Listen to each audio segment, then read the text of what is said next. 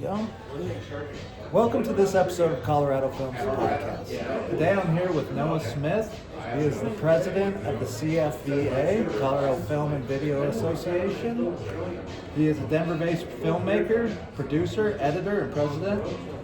Noah is also the founder of In Contrast Films.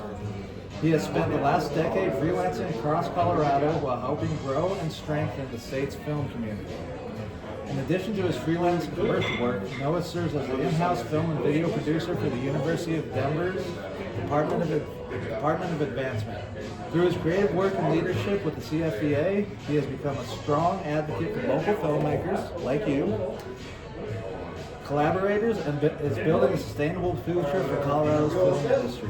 Today we'll talk about a variety of topics. Noah, thanks for being here. Thank you so much for having me. I really appreciate it. Yeah, so like we were saying, it's very busy, and we're going to be, every Friday. I got him on a Friday afternoon. That's why we're here.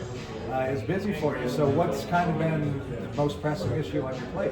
Yeah, I think there's so many different aspects of what we're trying to accomplish all at once, right?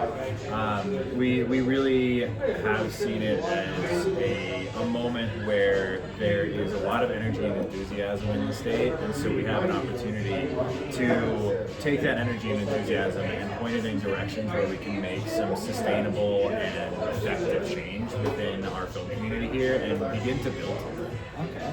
And, we have a pretty effective film community. We have Sundance, we've had Boulder International Film Festival for 20 years. CFVA is what? Been here since 76? 82. Yeah, I'm on the same year I was born.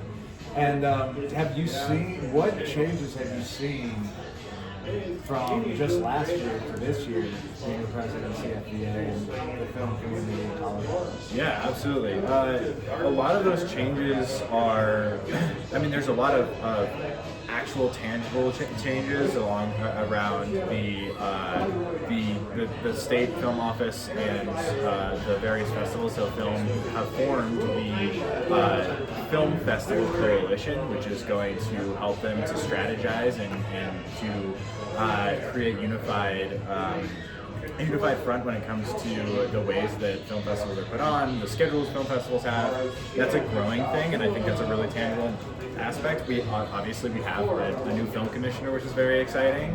It just really signifies a new era with a lot of energy and a lot of enthusiasm there as well. We of course have it's been a couple years now of us being on a sustained film incentive, which is helping us to build some of those low to mid-budget films that are being produced here in Colorado.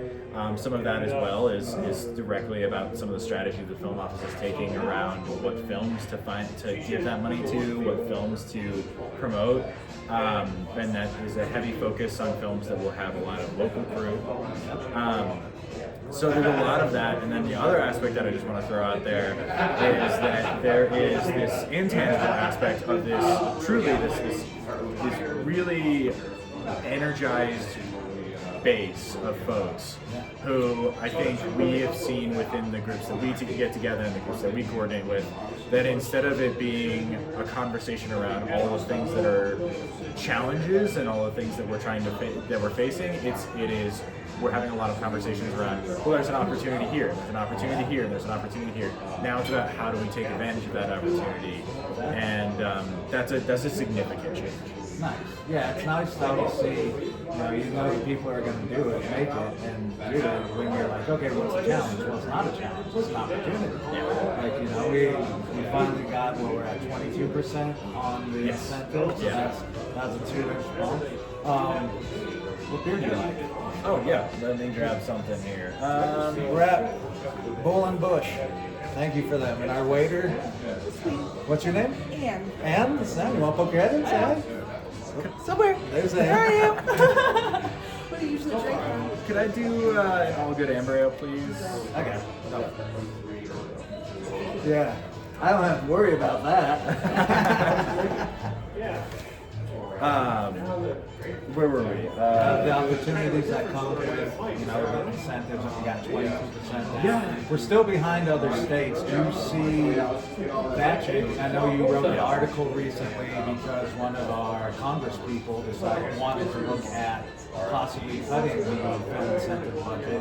You wrote a wonderful article in the Westward, and that kind of was put now on the back burner. Yeah. Do you see challenges to that incentive, or do you see that now with Sundance and with what we're seeing with mid-budget films and like production, the increased production we're seeing, do you see that going the other way? Maybe we will get on the Mexico level, Atlanta level kind of incentives for filmmakers in Colorado. Yeah, I think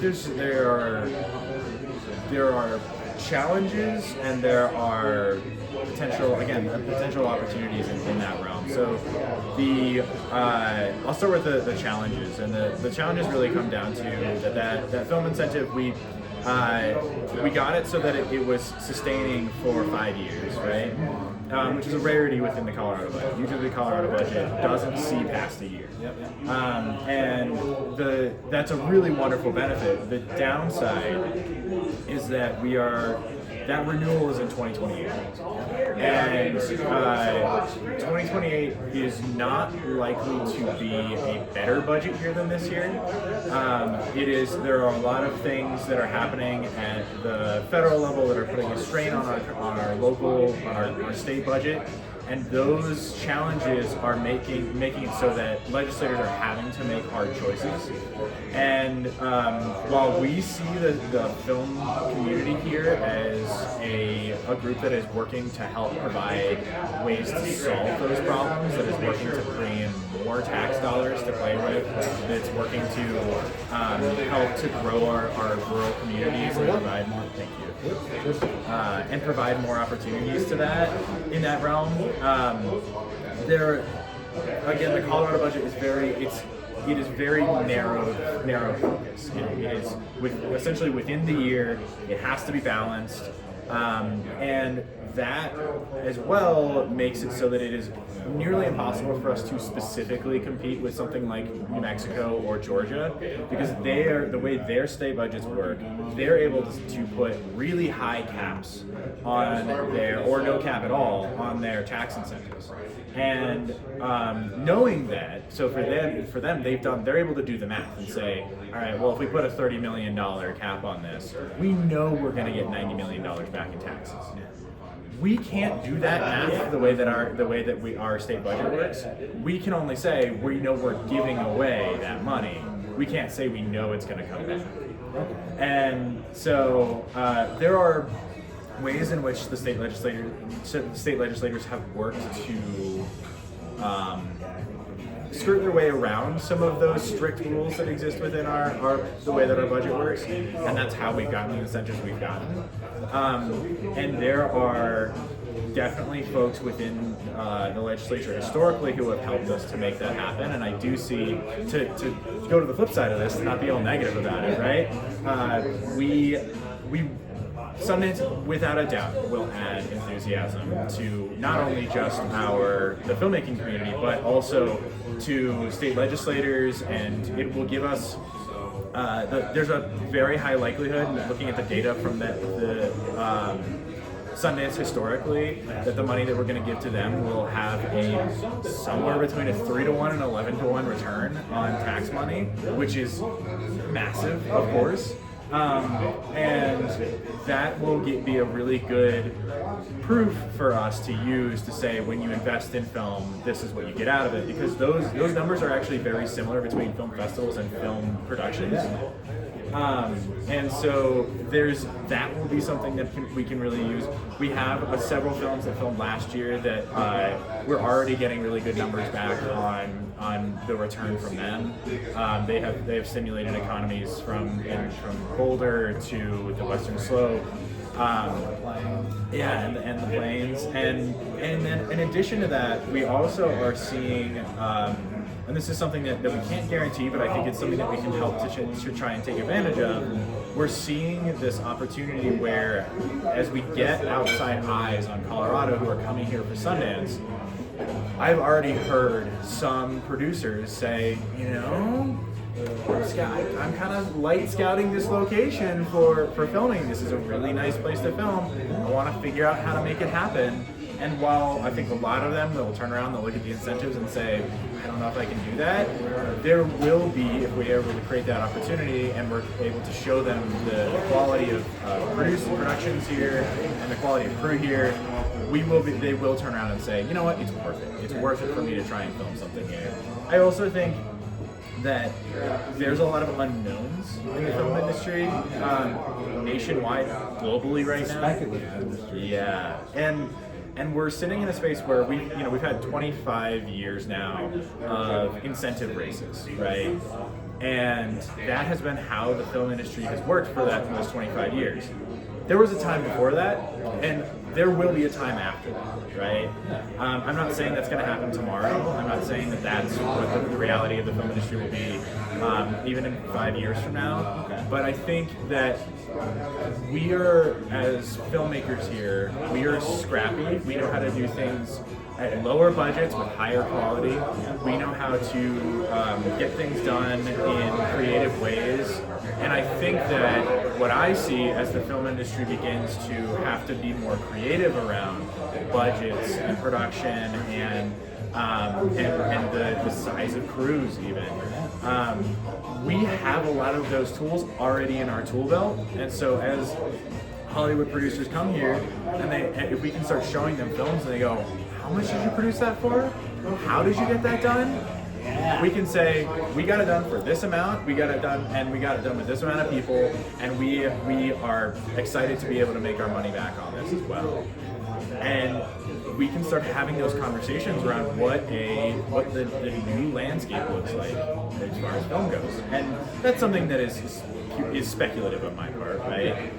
But it is something that I do see a degree of hope in as well. And take a drink, have a chip, and think about who are some of our real strong sponsors and partners, people like legislatively. You said that before. You said, we have some people who have supported us.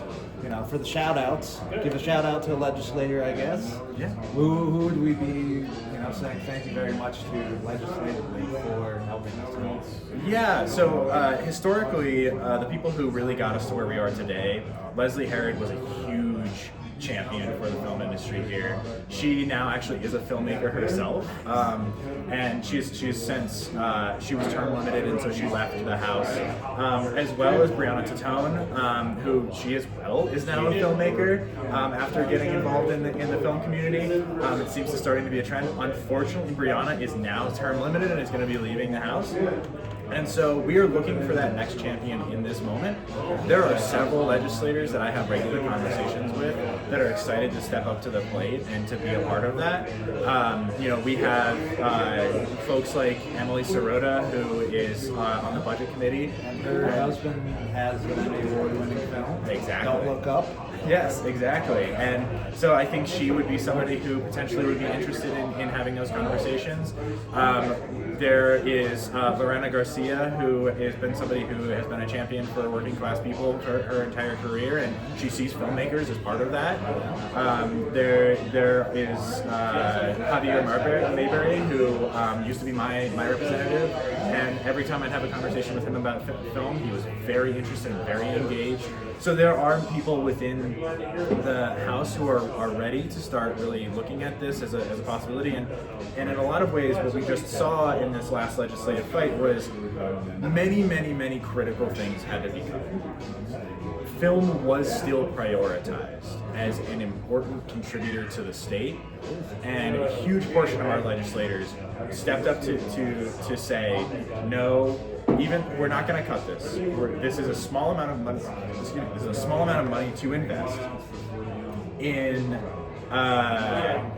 our film industry here, to see a good return and to see an impact in our arts community, in our business community, in our entertainment community. And I think that's a really good sign for us as far as that goes. So those are the people that I would throw out there as potential next wave of champions. Also, as well, our outgoing governor right now Polis has been a pretty strong champion for film. He, I even would throw in his advocacy for the Casa Bonita deal to be something that I would throw in there as something that he helped to bring kind of that entertainment industry vibe, arts entertainment industry vibe. He, of course, was a huge part of getting Sundance here. He has been an advocate for continuing the incentives and continuing the support for the film office. The film office, for folks who don't know, the film office is technically under the office of the governor. Yeah. So it goes like governor's office, Colorado Creative Industries, and then the film office, and so they have a lot of communication with the governor's office. So he's on his way out as well. We'll see. We have we have to get through the primaries and get through through an election that will determine who our next governor is. But I'm not, from the indications we've had so far, for the likely folks who would be our next governor.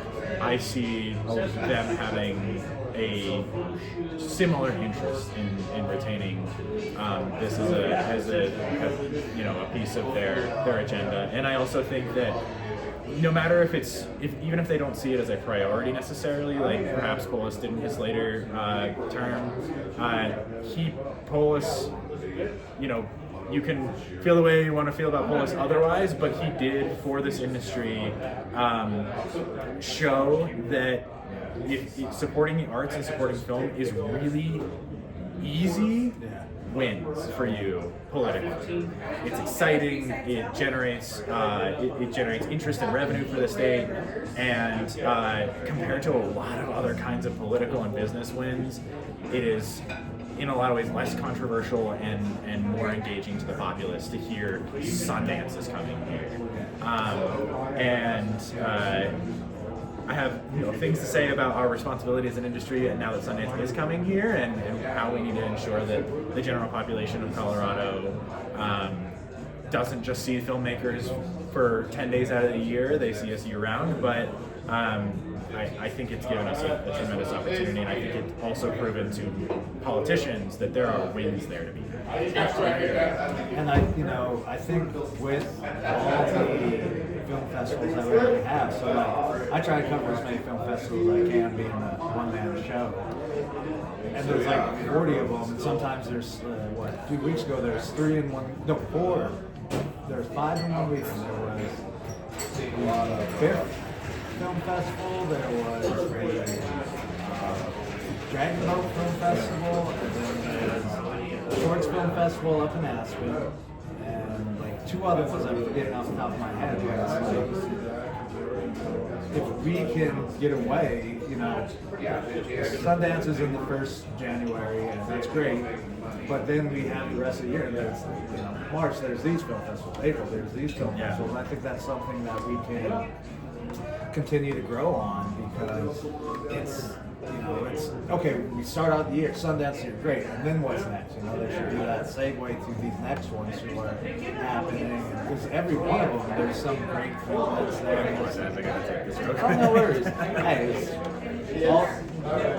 give me a chance to check. Hey, what's up?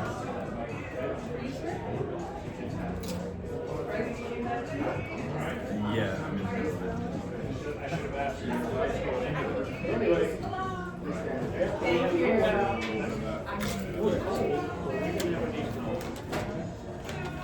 Okay. Right.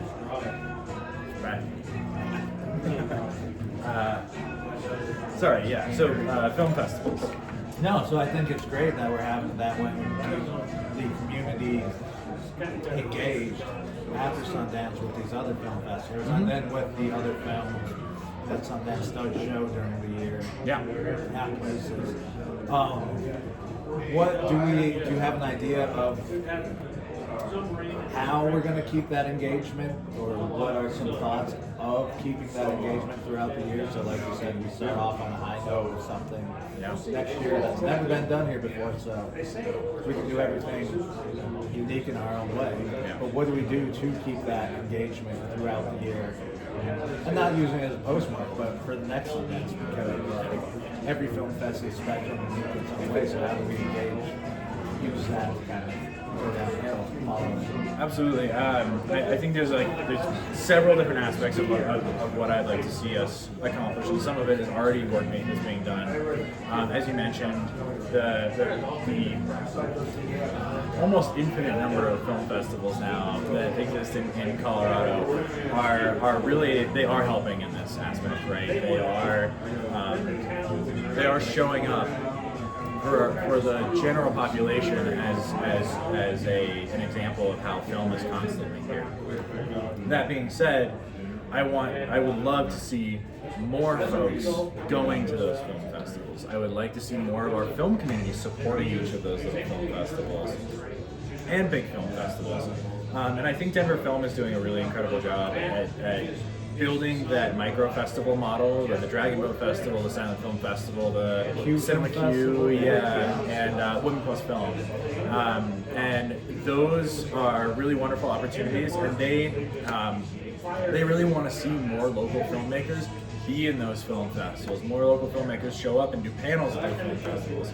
And so I think us as a community realizing that our involvement with film festivals doesn't have to begin and end on if we have a film festival. And it doesn't also have to begin and end on, to be frank, you are not more likely to be getting your film into Sundance than you were before it was in Colorado as a couple of years ago, right?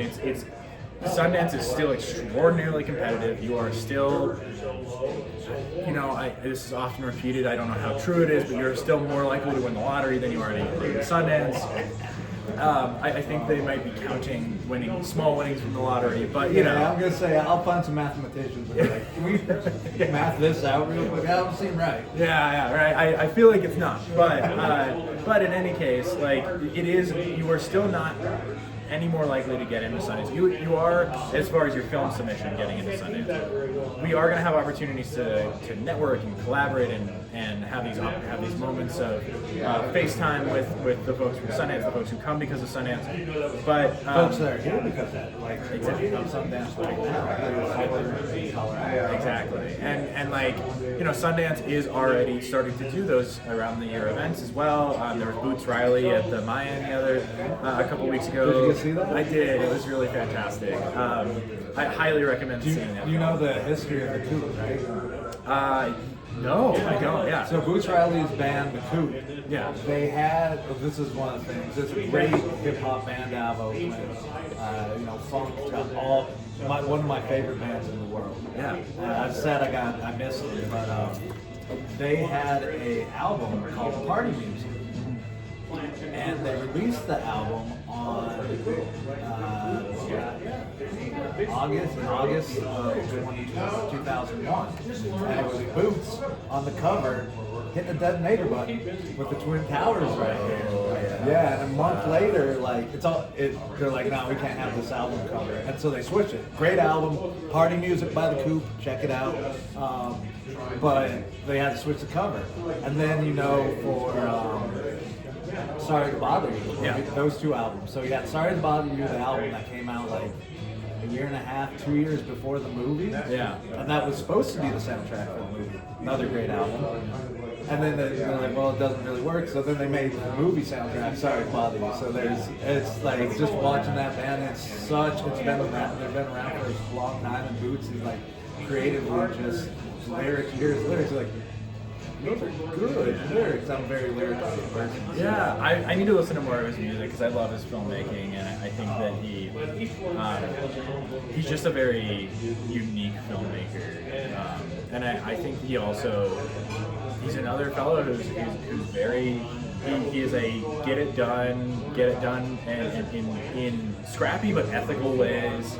And I think that is something that the film industry needs more of. And I think highly recommend his film that's coming out, I think this week, and We Love Boosters. It's very fun. There's a song too in one of his Yeah. album. I'm not sure which album exactly, but there's a song, I Love Boosters, and I'm pretty sure that song, he's all there.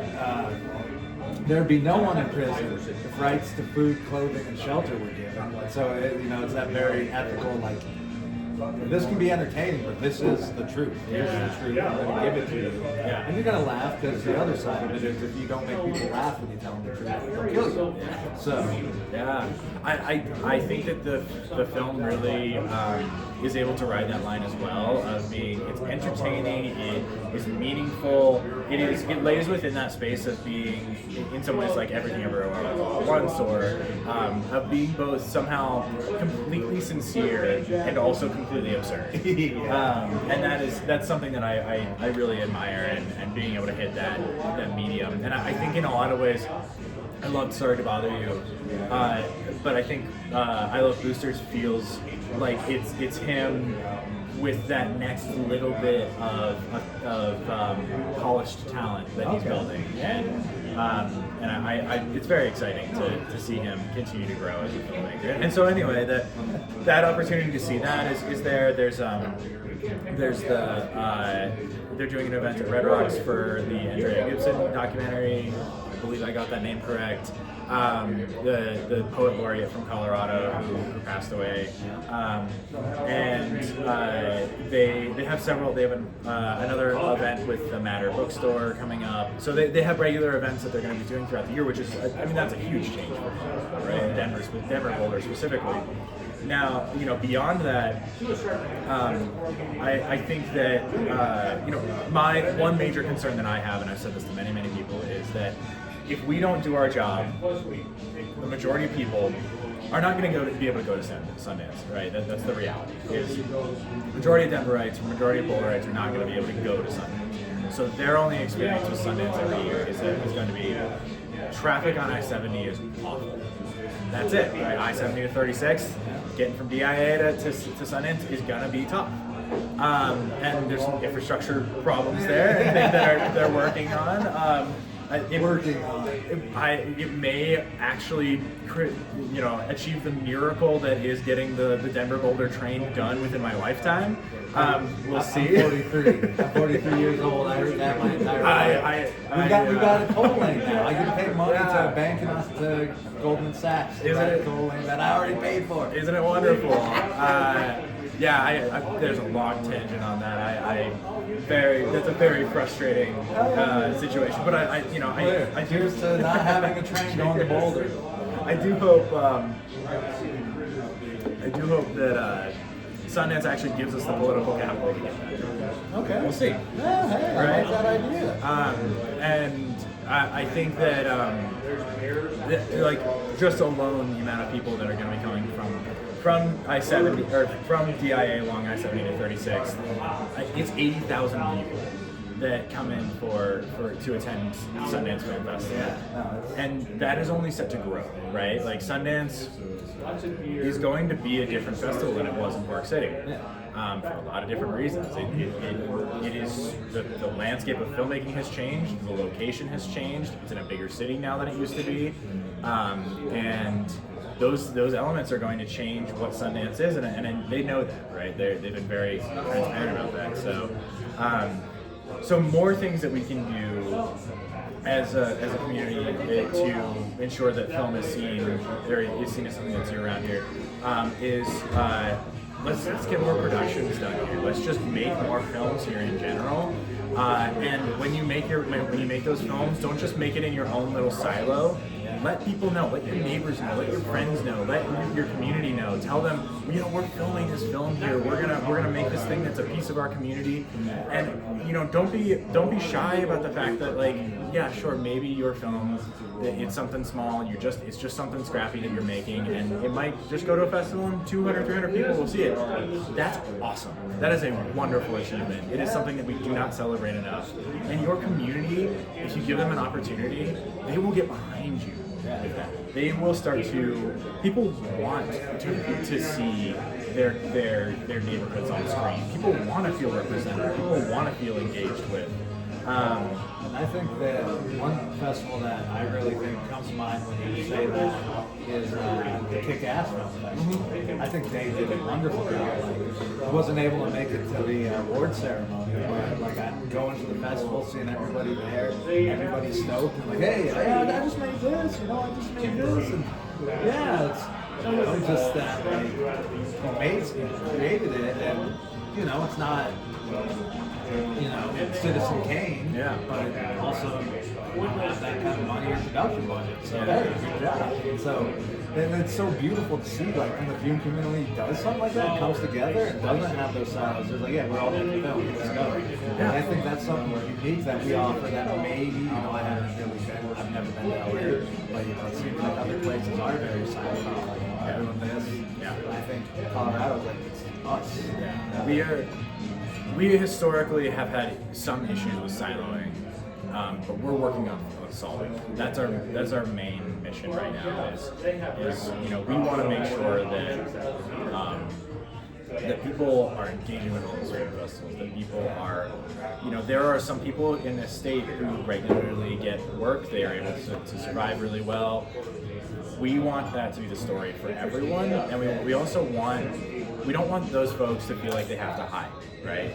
We want them to be able to feel like champions of the industry here, because it not only does it uplift them, it uplifts everyone else to say that work is being done here, and that means I can do that work. So there's a lot of different aspects of that's going on within the state, and that de-siloing aspect, and I think that also leads back to that idea of ensuring that our community knows about us. If we don't know about the things that we're doing, how is our community going to know about the things that we're doing? Exactly. That's what I think Nick does with that podcast. He does that very well. What I'm trying to do is just like, it's Colorado films. Like, yeah, you have what you have, let's talk about it.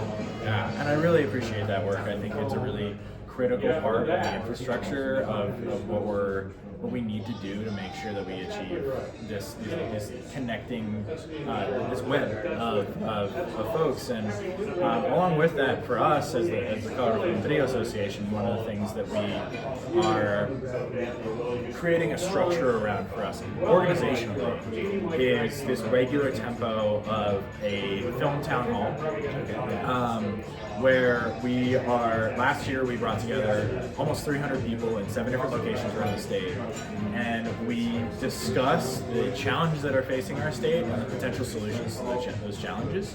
We then take that information and we bring that out to a leadership coalition that includes us, it includes the Film Office, includes Women in Film in Colorado, it includes Denver Film, all the big names and players here in Colorado, and we talk about, okay, who can take this on, who can take the next step, who can just take a little step to solving this problem, and then how can the rest of us support that organization in doing that.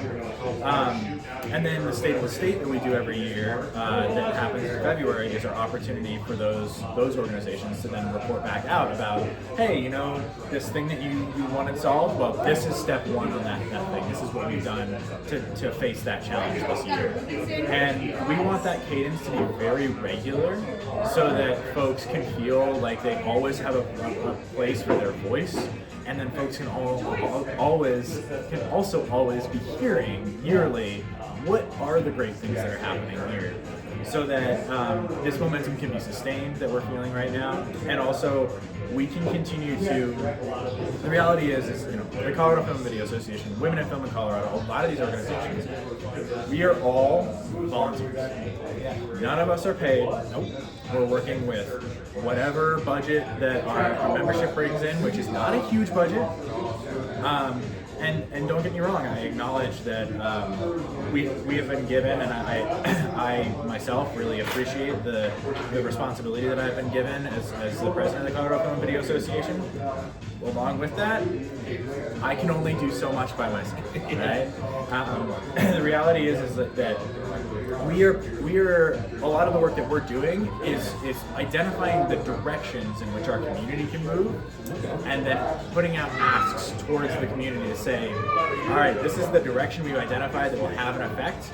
Let's push towards that direction, which takes every single member of our community then re-engaging with us and saying, yes, let's do it. So that's hence that cycle where we push, we listen back, make sure we're still going in the right direction. We push and listen back and push, and that can hopefully allow us to build something instead of run in a direction, realize we're not going in the right direction, or run in a direction and realize that our community has been left behind. We don't want that either. And we don't want to just have a very small niche of people find success here. We want to build a ladder that we can all climb. I enjoy that, and I think you guys are doing a very good job of that. Because even now, with incentives like, me knowing, I bought a URL, and okay, I'm gonna do this. Now I'm able to at least be for one day a production assistant on Devil and Trump. I'm gonna go do that.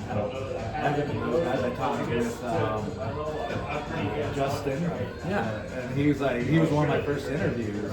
And then so I just followed Devil and Trunk. I'm like, I can't wait till this comes out. I go, oh, there's opportunity here for me to, I'm not getting paid, but still I'm learning it, and I can but I can help be like, hey, this is what our community brings to us. A guy like me can be like, yeah, I'm a production assistant on a movie, and here's the movie. Like that, just having those opportunities just are amazing.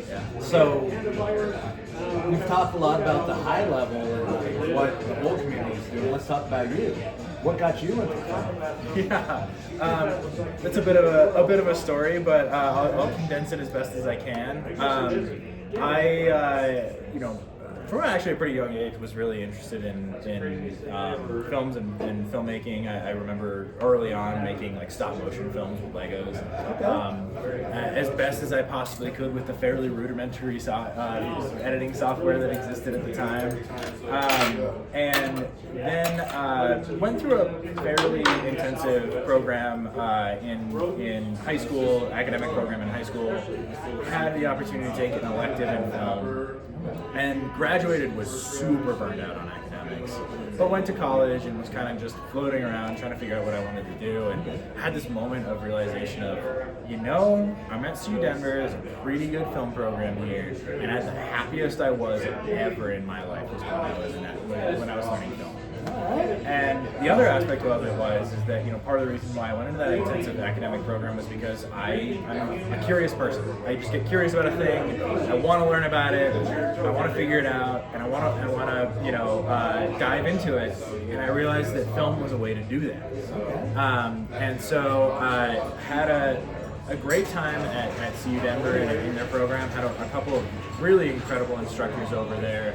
Including had the opportunity to do the film studies program under Howie Mauschwitz, who I've been listening to on NPR review films since I was a little kid. And he's a highly respected and connected man. Like, had hung out with Agnes Varda and folks in the French New Wave movement.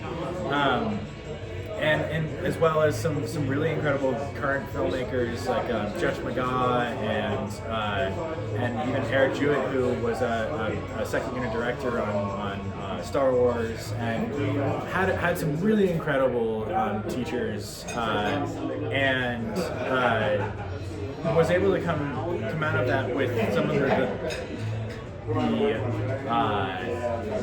what are they called? Solid skills, the tangible skills.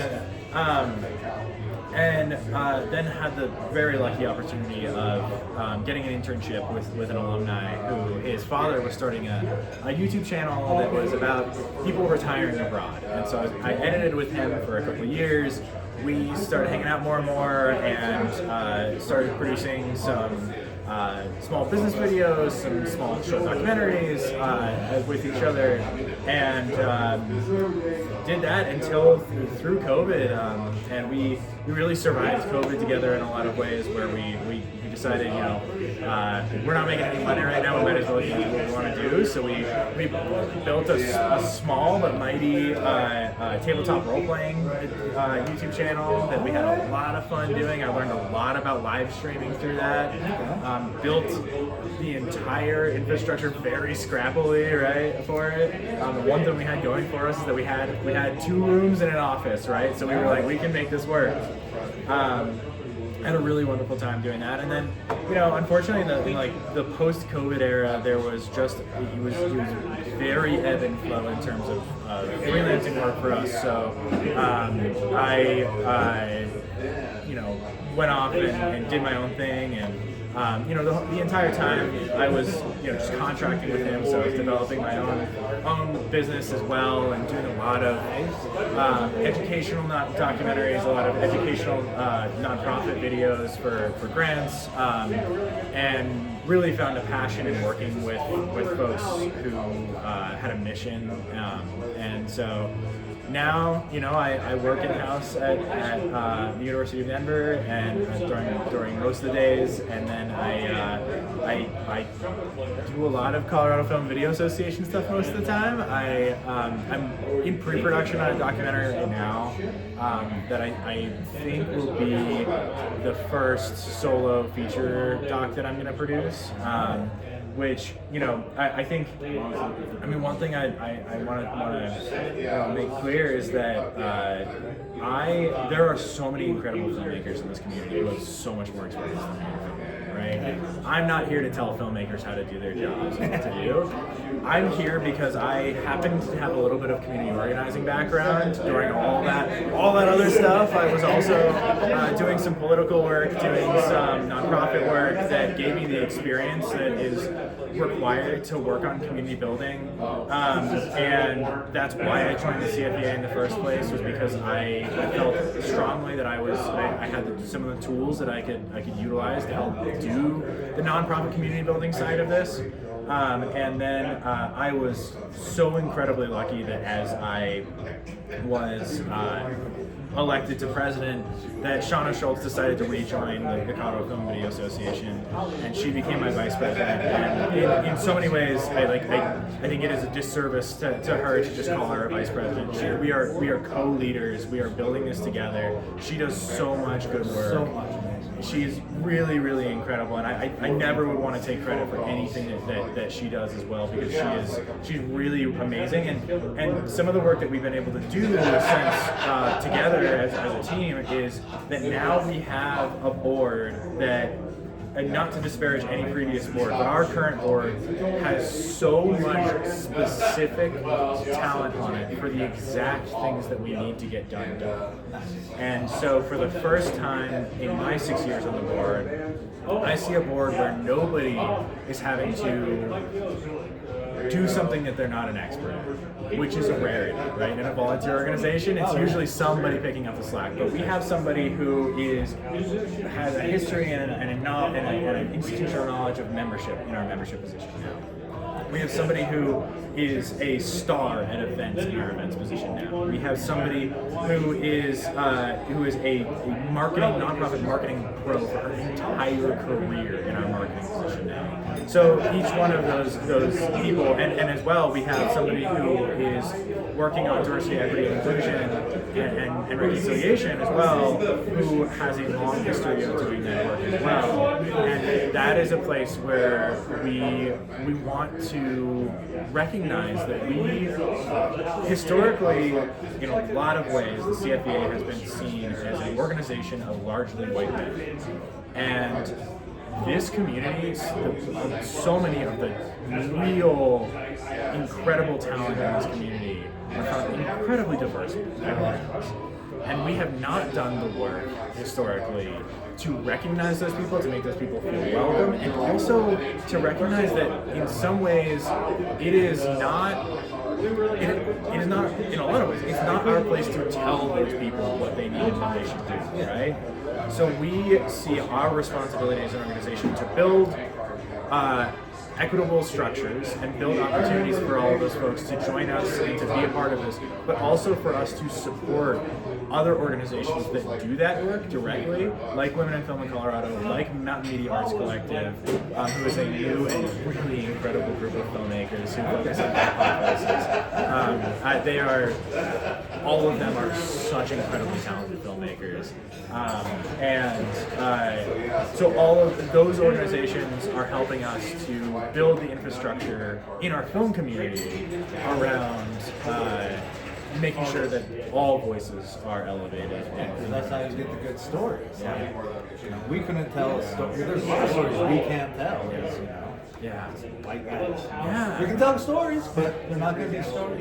You'll listen, people will listen, but not every story we can cover because we have no frame of reference for that. It would be, we all have a very specific point of view, and the more opportunities that are given to people, no matter what their background is, the more opportunities that are given to people to tell those stories, it allows for more interesting stories, and it allows for more diversity of stories. And I want to make sure that people know that when we talk about diversity, equity, and inclusion, I think oftentimes what's left out of that conversation is while it includes people of all races, creeds, colors, sexualities, gender expressions, it also includes people who are from both rural and urban areas. It includes people who grew up poor and people who grew up rich are doing fine. But I think that oftentimes that the conversation that gets missed there is that this is not just about uplifting a specific small subset of voices. It's ensuring that we are giving that leg up where necessary. And it doesn't mean that that your struggle is disqualified because it's your struggle. It means that, hey, your struggle is your struggle. Let us help you in the ways that elevate your voice in a unique way, no matter what your background is. And that's that's also not to discount the fact that there are historic inequities and injustices that have happened to specific subsets of people. So anyway, it's a very long tangent. I just want to be clear on that we see this as a broad work of understanding what diversity, equity, inclusion, and reconciliation mean. And that includes our Native communities, it includes our rural communities, it includes our impoverished communities, and it includes our Colorado has the documentary that I'm working on, Colorado has a very, very complex history when it comes to racial politics and to white supremacy. And it often is not recognized well here by particularly the people who are in power. And we have a lot of work to do to help to make sure that those folks now in this generation get their voice heard and have opportunities that were not given to them. And so we see that as another piece of that, and so we have that as a component as well within our organization and built in now to our organization. Well, that's great. I mean, you get bad people. Uninformed people think DEI is something scary, and it's like, no, it's more voices so we can all move forward. It's that siloed. If DEI is something that's bothering you, you're very siloed in your beliefs. Like, you can't have advancement unless everybody advances. Yeah, if you rich guys get wealthier, great. How's that help me? It doesn't. So I applaud you all for doing that. I'm glad I'm a member as well for being part of that. I do apologize. I am going to have to run here in a couple minutes. So whatever. We have like 5-10 minutes left. Let's. I'm so sorry that I keep having to. This is fine. It's like, this is just me doing it the best I can do, and I'll try to get it out the best I can. And so that's scrappy and try to do it. And if you have any follow-up questions as well, or want to talk over Zoom or anything like that, I'm happy to add follow-up answers or whatever we can do to. I'll put it out. I tried to get Shauna on the show earlier, but she's so busy. She's like, talk to Nick. I talked to Nick. He was like, oh, I'll come on the show. And I'm like, cool. And then you're finally, I'm like, all right, I'm going to make sure I get somebody. Because I'm a member now. If I have to say I paid my membership fee, you sit down with me, then I will do that. But you were kind enough to do that. So just wrap up kind of is there anything you'd like to plug, anything that's coming up that you want people to know that we didn't cover, that we can get out and Yeah, the Colorado Creative Industry Summit is happening the first week of June, and we will be there. Shauna and I will be there. Okay. We're also going to be doing a happy hour there along with the Kick-Ass Film Festival. All right. And so that's a really big one that folks can check out. Along with that, later in the year, please keep an eye out for our next Film Town Hall. That's our big event in the year, as well as we love to get together and have fun at our holiday party as well. So don't miss that. And lastly, just keep an eye out for more opportunities to engage. We follow us on social media at CFVA or the CFVA on Instagram. We're on Instagram, Facebook, and LinkedIn. Sign up for our newsletter so you're getting that regularly. Our call to actions go out on that. That's where you'll see things like we're going to be doing more regular updates on the positive things that are happening in our communities, just so that I'm not the only one who knows about them. And so definitely start following us on those regular platforms, and there'll be more to come here. Right now, we are doing a lot of work internally to make sure we are ready and up to snuff when Sundance gets here. We don't want that to be something that means that our membership is ignored. The last thing I will say is I want to thank everybody who is a member and who has supported us. I think that it is a really, there have been many missed opportunities for us to really express our gratitude for that membership and to express how that membership, it's not just something that gets you into our directory. It's not just something that puts you on our website. It is something that is going to support building this film industry up. It is it's giving you the opportunity to be a part of something bigger. And that is really meaningful to me, that folks have signed up and engaged with that, and that we've seen a lot of folks ready to do that. And I think it's going to leave a lasting impact on the state and probably the industry as a whole. Well, Noah, thank you very much for joining me. I had a blast talking with you, and I look forward to a bunch of great things in the future. Thank you. Thank you. At a premium restaurant.